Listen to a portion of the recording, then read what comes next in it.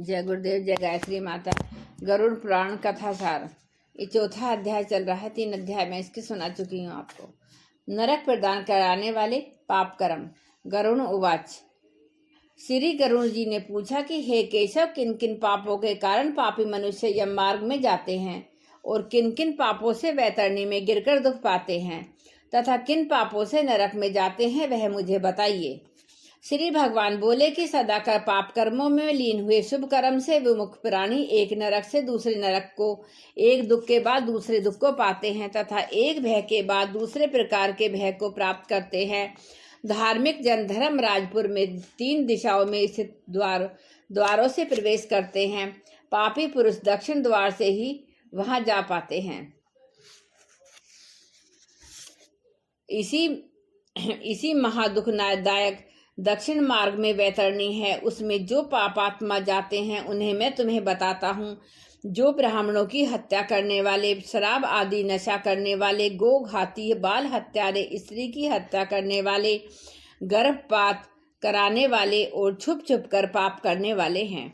गुरु के धन को चुराने वाले, देवता तथा ब्राह्मण का धन हरण करने वाले, स्त्री व बालकों का धरण करने वाले, ऋण लेकर न लौटाने वाले, धरोहर गबन करने वाले, विषघाती, विष देकर मार डालने वाले, दूसरों के दोष अनुकरण करने वाले, गुणों की प्रशंसा न करने वाले, गुणवानों से डहा रखने वाले, नीचों के साथ प्रेम रखने वाले, मूढ़ सत्संगी न करने वाले, जो तीर्थों, सज्जनों, सत्कर्मों, गुरुजनों और देवताओं की निंदा करने वाले हैं, पुराण, वेद, मीमांसा, न्याय और वेदांत आदि ग्रंथों को दूषित व नष्ट करने वाले, उनके उपदेशों को न मानने वाले हैं, दुखी व्यक्ति को देखकर प्रसन्न होने वाले, प्रसन्न को दुख देने वाले, दुर्वचन बोलने वाले, सदा दूषित चित्तवृत्ति वाले हैं, जो हितकारी वाक्य शास्त्र वचनों को कभी न सुनने वाले, अपने आप को सर्वश्रेष्ठ समझने वाले, घमंडी, मूर्ख होते हुए अपने को विद्वान समझने वाले,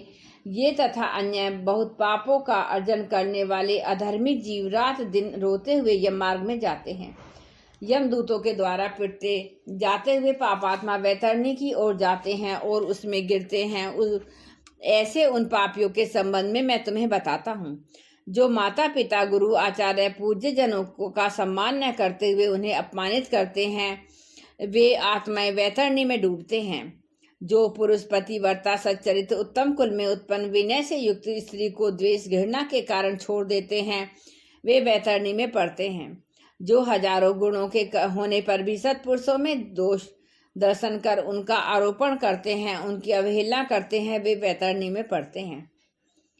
जो दान का संकल्प करके ब्राह्मण को यथार्थ रूप में दान नहीं करता है और दूसरे जो बुला करके व्यक्ति नहीं है ऐसा कहता है, अर्थात असत्य बोलता है, वे दोनों सदा वैतरणी में निवास करते हैं। स्वयं दूसरे को दी हुई वस्तु का जो अपहरण कर लेता है, दान देकर पश्चाताप करता है, जो दूसरे को आजीविका का हरण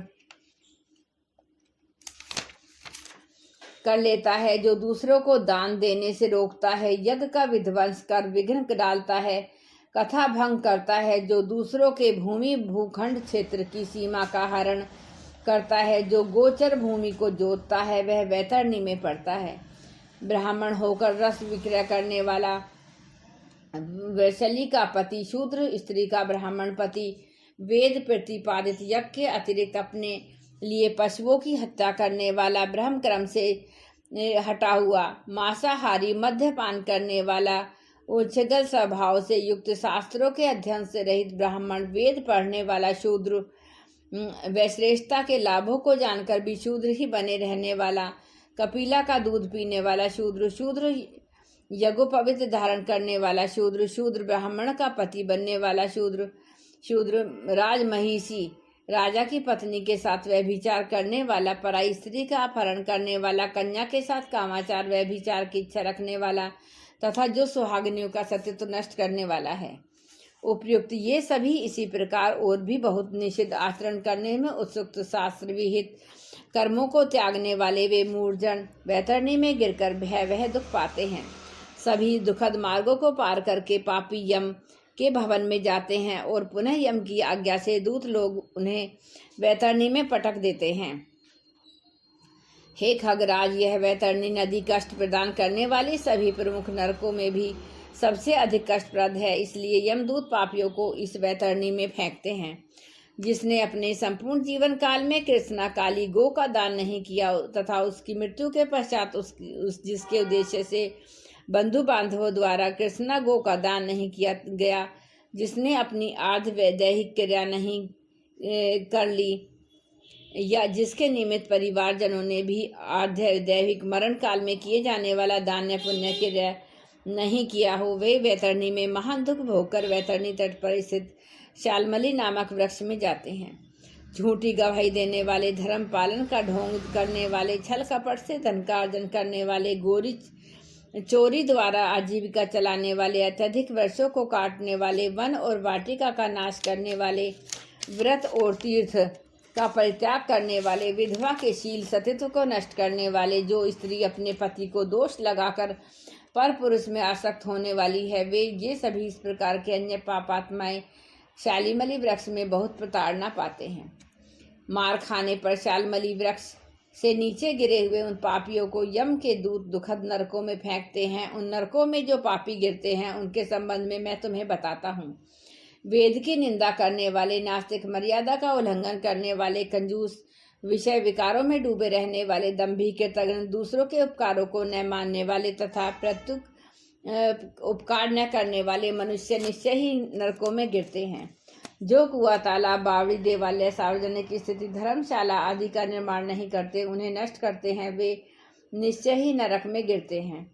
स्त्रियां छोटे छोटे बच्चों और नौकरों सज्जनों को भोजन कराए बिना पितरों एवं देवताओं की पूजा का परित्याग करके जो भोजन करते हैं, वे नरकगामी होते हैं। जो पुलों को तोड़कर मार्ग को कीलों, लकड़ियों आदि अवरोधों, पत्थरों एवं कांटों से रोकते हैं, वे निश्चय ही नरकगामी होते हैं।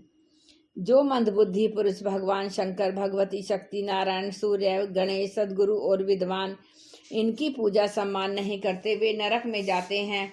सेविका को अपने सैया पर आरोपित करने से ब्राह्मण निम्न गति को पाता है और शूद्रा से संतान उत्पन्न करने से वह ब्राह्मण तत्व से पतित हो जाता है। अपने वह अधम ब्राह्मण कभी भी नमस्कार करने के योग्य नहीं होता।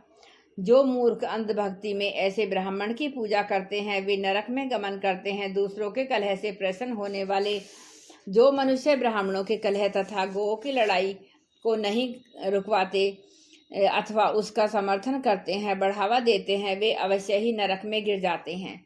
जो आशरण अनाथ हैं, ऐसे पति परायणता पर शीके ऋतुकाल के द्वेषवश उपेक्षा घृणा करने वाले निश्चय ही नरकगामी होते हैं। जो कामांध पुरुष रजसवला स्त्री से रति क्रिया करते हैं अथवा पर्व के दिनों, अमावस्या, पूर्णिमा आदि में, जल में, दिन में तथा श्राद्ध के दिन कामुक होकर स्त्री संगम करते हैं, वे नरकगामी होते हैं।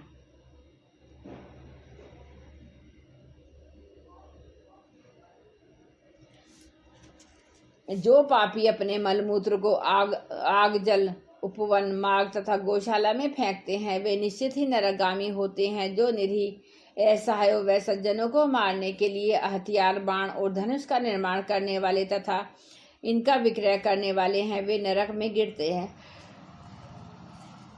चमड़ा बेचने वाला वैश्य, केश का विक्रय करने वाली वैश्या, स्त्रियां, विष का विक्रय करने वाले नरक में जाते हैं।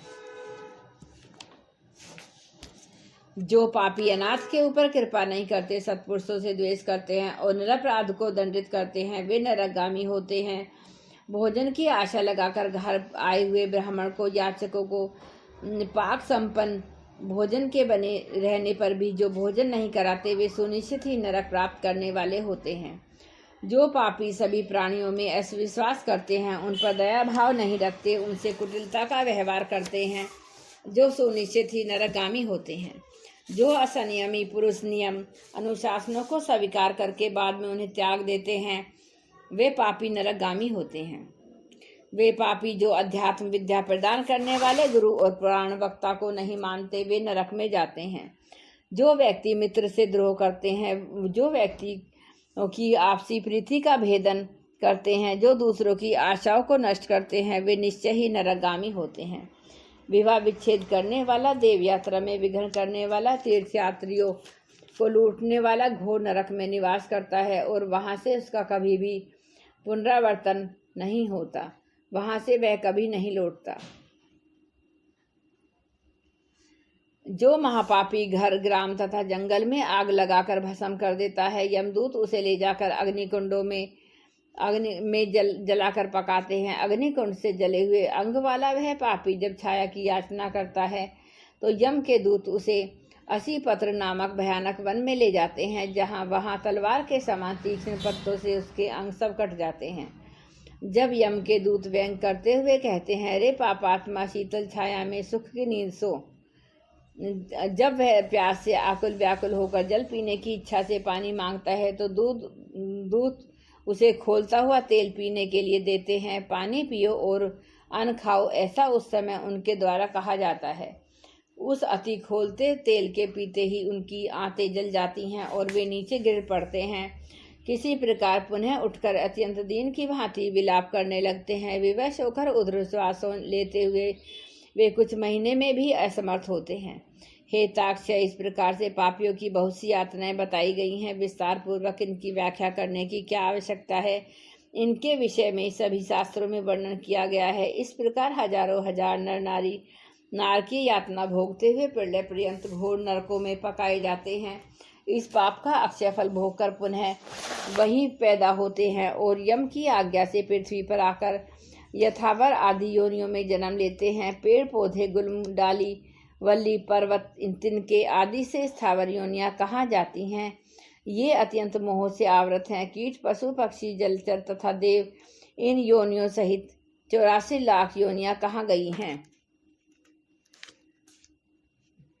इन सभी योनियों में घूमते घूमते जीव मनुष्य योनि प्राप्त करते हैं और इस मानव योनि में भी नरक से आए व्यक्ति चंडाल के घर में जन्म लेते हैं तथा उसमें भी कुष्ठ आदि पाप चिन्हों से वे बहुत दुखी रहते हैं। किसी को गलित कुष्ठ हो जाता है तो कोई जन्मांध होते हैं, कोई महारोग से ग्रसित होते हैं। इस प्रकार पुरुष और स्त्री में पापों के चिन्ह दिखाई पड़ते हैं। इस प्रकार गरुड़ पुराण कथा सार में नरक पर पाप चिन्ह निरूपण नामक चौथा अध्याय पूर्ण हुआ।